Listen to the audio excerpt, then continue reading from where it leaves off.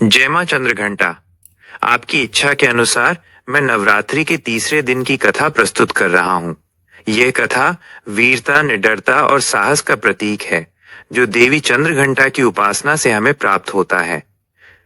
मां चंद्रघंटा की व्रत कथा। सभी भक्तों को नवरात्रि के तीसरे दिन की हार्दिक शुभकामनाएं। आज नवरात्रि की तीसरी देवी मां चंद्रघंटा की पूजा का दिन है। इनके माथे पर घंटे के आकार का अर्धचंद्र होने के कारण ही इन्हें चंद्रघंटा कहा जाता है। इनका स्वरूप बहुत ही सौम्य और शांतिपूर्ण है, लेकिन जब दुष्टों का संहार करना होता है तो यही देवी अत्यंत उग्र रूप धारण कर लेती हैं। इनका वाहन सिंह है और इनके 10 हाथों में विभिन्न प्रकार के अस्त्र शस्त्र सुशोभित हैं। मां चंद्रघंटा की पूजा हमें भयमुक्त और साहसी बनाती है। यह कथा उन लोगों के लिए विशेष लाभकारी है जो अपने जीवन में किसी अज्ञात भय से ग्रसित हैं, जिन्हें हमेशा असुरक्षा की भावना घेरे रहती है, या जो अपनी मेहनत का फल प्राप्त करने के लिए साहस नहीं जुटा पाते। तो आइए प्रारंभ करते हैं मां चंद्रघंटा की ये अद्भुत कथा। बहुत समय पहले की बात है।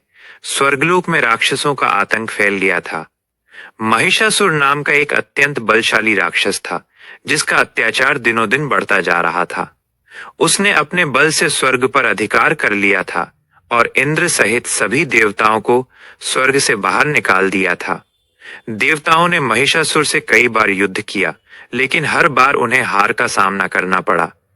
महिषासुर के आतंक से त्रस्त होकर सभी देवता त्रिमूर्ति ब्रह्मा, विष्णु और महेश के पास सहायता के लिए पहुंचे।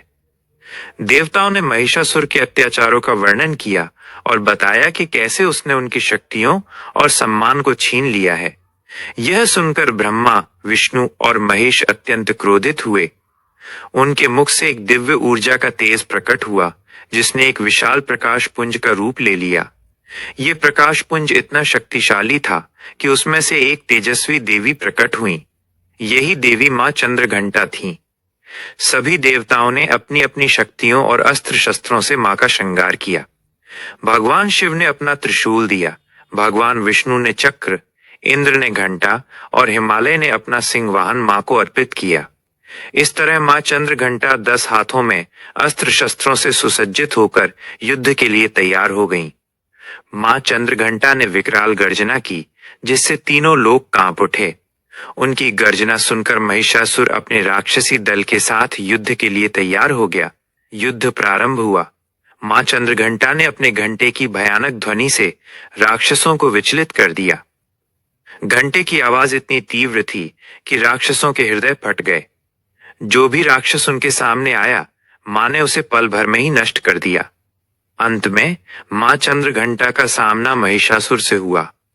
महिषासुर ने अनेक मायावी रूप धारण कर मां को भ्रमित करने का प्रयास किया, लेकिन मां चंद्रघंटा की शक्ति के आगे उसकी एक न चली। मां ने अपने त्रिशूल से महिषासुर पर ऐसा प्रहार किया कि वो धराशायी हो गया। महिषासुर के वध के साथ ही तीनों लोकों में शांति स्थापित हो गई। सभी देवताओं ने मां चंद्रघंटा की जय जयकार की और उनकी पूजा की। ये कथा हमें सिखाती है कि मां चंद्रघंटा की उपासना हमें हर प्रकार के भय से मुक्ति दिलाती है। उनके घंटे की ध्वनि हमारे मन से नकारात्मकता, डर और असुरक्षा की भावना को दूर करती है। जो भक्त सच्चे मन से मां की शरण में आता है, उसे मां चंद्रघंटा आंतरिक शक्ति प्रदान करती है, जिससे वो जीवन की हर चुनौती का सामना साहस और निडरता से कर पाता है। नवरात्रि के तीसरे दिन की ये कथा हमें याद दिलाती है कि हमारे भीतर भी एक चंद्रघंटा है, एक ऐसी शक्ति जो हमें हर संकट से लड़ने की हिम्मत देती है। हमें बस उस शक्ति को जगाने की आवश्यकता है। तो आइए आज हम सब मिलकर मां चंद्रघंटा से प्रार्थना करें कि वे हमें साहस और बल प्रदान करें, ताकि हम अपने जीवन में आने वाली हर बाधा को पार कर सकें। जय मां चंद्रघंटा। कमेंट में अपनी श्रद्धा प्रकट करें।